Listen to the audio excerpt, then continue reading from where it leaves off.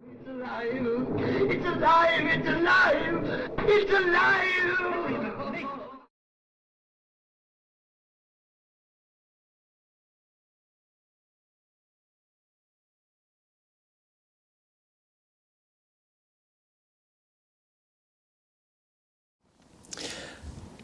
Hello and welcome back to my channel, The Dudley Bug. I know it's been some time since I've been online, but my mobile phone just wasn't up to doing the filming, so I've bought some new kit. Now today I'm going to be talking about a fella who was born and raised locally, but went on to be a very famous film director in Hollywood. And his name was James Whale. One thing I'd better mention before we move on is there was a film that came out in 1998 called Gods and Monsters, and it starred Sir Ian McKellen playing James Whale. Now it's set in the 1950s when James Whale was basically retired and living in a big posh house in Los Angeles. But having said that, when he reminisces in the film, most of the stuff he's talking about is fairly accurate. It's not a biopic by any means, it's more of a drama, and some of the people in it are completely fictitious. But it's also called Gods and Monsters because that's a quote from one of the films that James Whale directed later on when he moved to Hollywood. It's worth a look if you want to watch a bit more about James Whale. The one bone I've got to pick with that film is when Sir Ian McKellen is talking as James Whale, reminiscing about his childhood and his past. Dudley is described as a typical northern town. Since when has Dudley, or indeed the Black Country in general, been up north, lad? Wrong. Now, as I said, James was born and grew up locally. He was actually born on the 22nd of the 7th, 1889, at 41 Brewery Street, Cateshill. For those of you who don't know the area, Cateshill is an area, only 2 or 3 minutes walk to the east of Dudley Town Centre. Born Brewery Street, raised in Park Hill Street, again in Cateshill. Now, his dad, William, was a blast furnaceman and his mum, Sarah, was a nurse. They actually had 10 children and 7 survived to adulthood. The family were quite religious and used to attend Dixon's Green Methodist Church, again in Cateshill. As far as education was concerned, he started off at Cateshill Board School in Peel Street. That's no longer there. He then moved to the Bailey School in Tower Street. That's actually in the town centre, Tower Street, just to the west of the High Street. That building is still there. Unfortunately, there is a huge iron railing fence in front of the building now, so I couldn't get any decent shots of it, but I'll come back to that in a minute. And he was also educated at the Blue Coat School in Bean Road, Cateshill. He left school at 14, which was quite usual for 1903, and I'm sure with a lot of enthusiasm, he was apprenticed to a cobbler up at Eve Hill. And in his spare time, he used to design price tags and signs and things like that for a bit of pin money. He also at some point worked for Harper and Beans at Wadham's Pool. But even at this very early age, he realised that his love was art and craft, which is why he made a bit of pin money on the side by designing very sellable things in his spare time. Now, with this money that he earned for himself, he actually enrolled at Dudley School of Arts and Crafts in the town. I'll come back to that later on in the video. Basically, it was like an evening class, a night school, and he paid for it himself. Him and his friend John Rowe, when they were old enough, of course, got hold of a matchless motorcycle and used to drive or ride all around the area, painting and drawing various vistas, some fairly close like the Wren's Nest, and others further afield like Womben and places like that, because you've got to remember art was James's passion.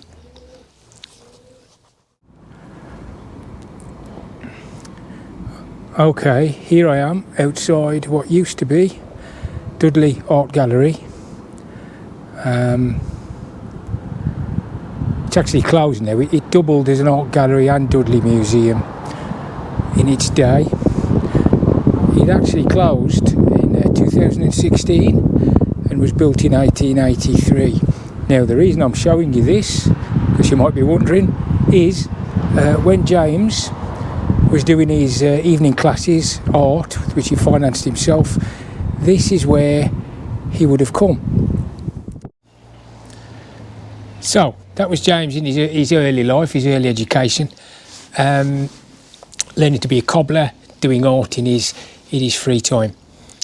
Now we get to World War I, which changed everything for everybody, of course.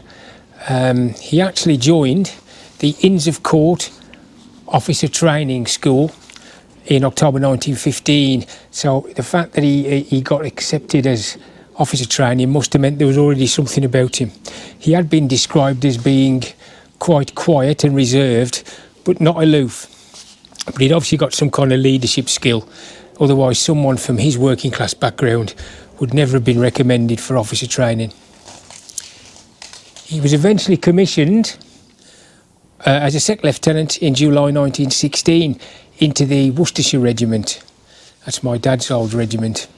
He served on the Somme, at Arras and at Ypres. And then on the 25th of August 1917, he was actually captured by the Germans at a place called Steenbeck in Belgium. And because he was an officer, he was sent to a place called Holzminden Officer Lager, which was only 4 officers. And there he remained for the rest of the war. Now, one thing about officer prisoners of war were they weren't expected to do any manual labour, unlike the other ranks. So as a consequence, it would have dragged a lot because there wasn't much to do. You've probably all seen the prisoner of war films where they put on stage plays and things like this. So James started organising theatre productions within the camp, and he also used to produce lots of cartoons about the life they were living at the time. And eventually, back in December 1918, once the war was over, he was repatriated back to England.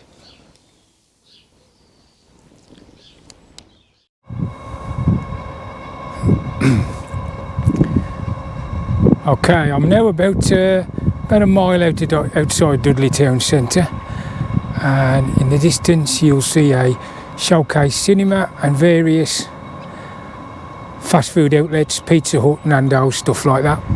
Now you might be wondering again, why am I bothering to show you this? We're actually only about 2-3 minutes walk from the Black Country Living Museum and Dudley Archive Centre, so it's well worth a visit. And it's worth a visit because of this here.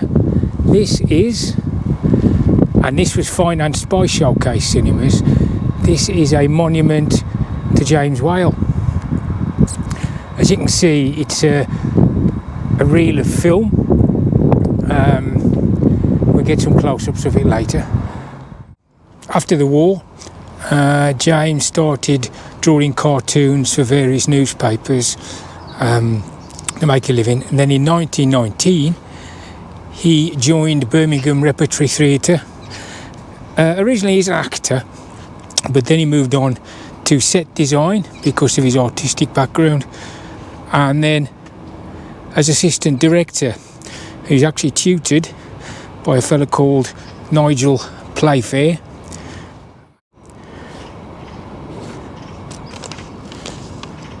Then in 1928, because he was making a bit of a name for himself, he was asked to direct Journey's End, which was a play set in the First World War in the trenches, and it actually had a young Laurence Olivier as the lead actor. It started as a Savoy Theatre and then moved to the Prince of Wales Theatre and ran for 2 years and was hugely successful. Well, and in the 1929, he was invited over to New York to direct the play there. In fact, most of the main cast were invited over, and it premiered on the 22nd of the 3rd, 1929, and again was very popular. Now James, because he was the director, for the 15-week run, he was paid $20,000, which is about £250,000 now, which is an appreciable amount of money, as you can see. Then after that, Hollywood beckoned. Now you've got to remember that this time films were moving from silent to talkies, as they called them, and there was a film made called Hell's Angels about World War I flyers, American flyers, and originally it was going to be silent, but they decided to add sound, and they got James in as what was called the dialogue director. So a lot of the scenes were reshot, and of course James wrote some of the scripts and directed the people, because a lot of the actors at the time, of course, weren't really used to having to talk. After that, he did quite well, so he was then invited to do a film version of Journey's End. It was a very big hit. After that, it got around that he was a very good director, so he did quite a few films. I'm not going to list them now. I'll do a montage in the next bit about his main films. A couple of ones to mention at this point are Frankenstein in 1931. He was offered that because he didn't want to get pigeonholed as a director of just First World War films. So he decided on Frankenstein, and it was a huge success.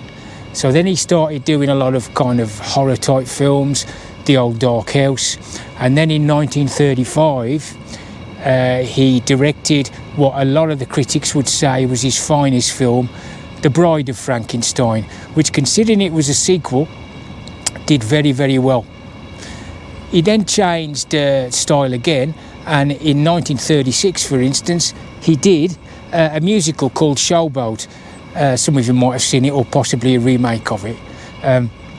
That's the one where a fella called Paul Robeson sings the classic Old Man River. Now we get to 1937. He's doing really well. He's a very A-lister Hollywood director, and then they want to film The Road Back. The Road Back is a sequel to an earlier film and book, German, about life in the German army in the First World War. Now the Germans hated it, and they had to make a lot of changes to it, because we were moving up to the Second World War then, weren't we? Now the trouble is, they got lots of other directors in to reshoot scenes, change dialogue, even add some humour to it, and it wasn't supposed to be a comedy film. Nevertheless, it still got banned in Germany, China, Greece, Italy, Switzerland. So in essence, it was a complete flop. Wales was furious that his film had been butchered as he saw it anyway. Unfortunately for James, the studio, because they lost a lot of money for once, blamed James for it, and they tried to cancel his contract with Universal Studios, because he'd been with them since 1929. He was having none of it, and he wouldn't withdraw from the contract. So unfortunately for him, he got relegated to doing B-movies, and that really was the end of his career as a Hollywood director.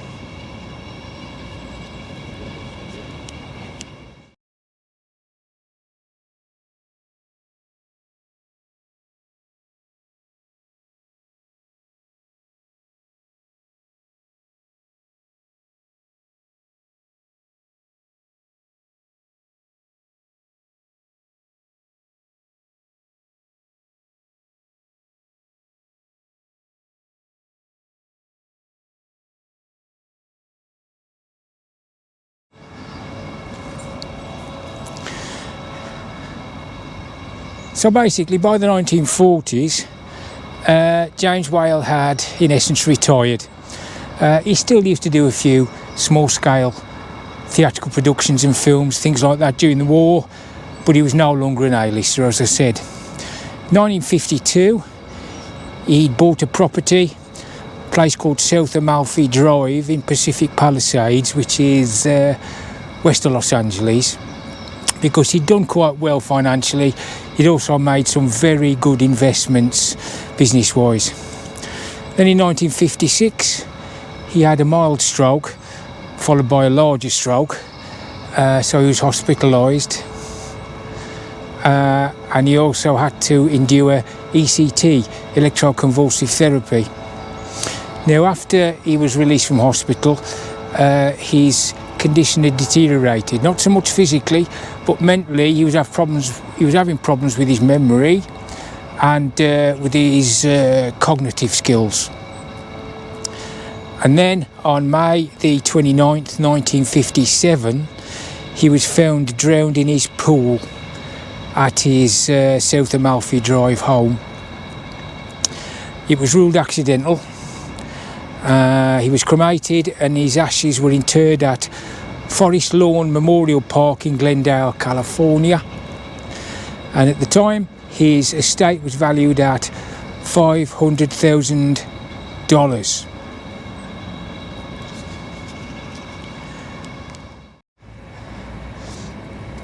Now, James Whale's death wasn't quite the end of the story. During his time in Hollywood, he'd never fallen into any of the usual traps of alcoholism, drug addiction, gambling or anything like that. But certainly in his time in America, he'd always lived an openly gay life, and it didn't seem to cause him any problems at all.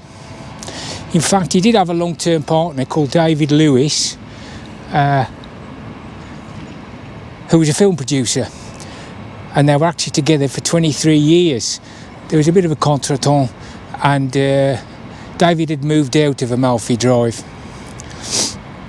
However, just before David Lewis died in 1987, he actually released a suicide note that James had left. They all agreed when they looked at it that it was genuine, it was his handwriting, so on and so forth. It had just been suppressed.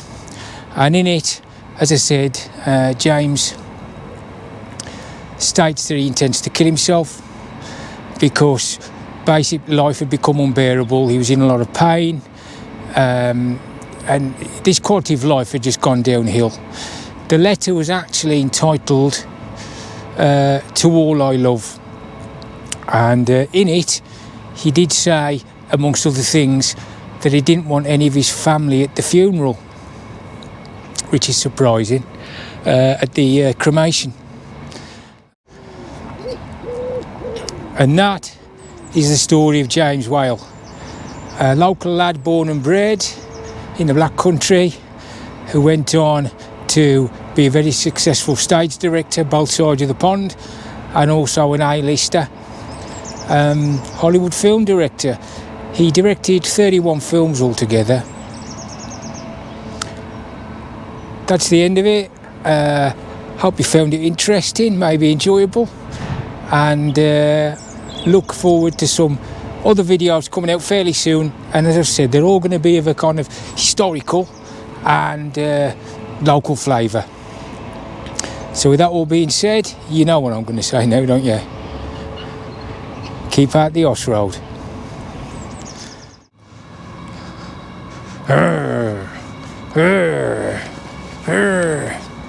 Fire bad. It's alright, mate, I'm making a video.